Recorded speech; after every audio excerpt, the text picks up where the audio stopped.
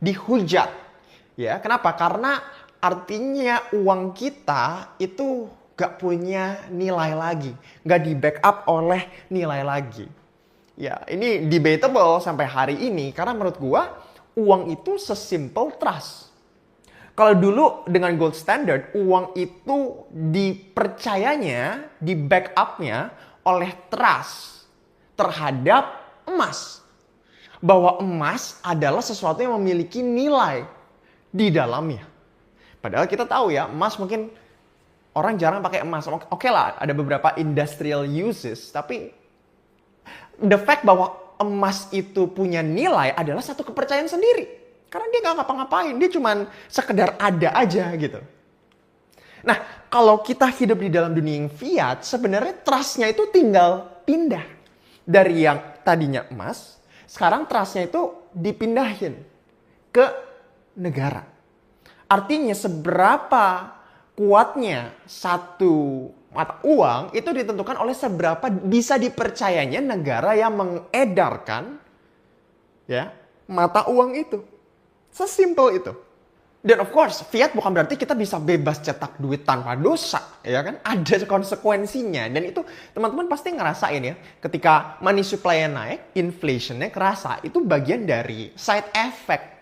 Karena mau nggak mau, kita harus pilih yang namanya fiat money. Dengan adanya fiat money, ya, supply uang jadi elastis.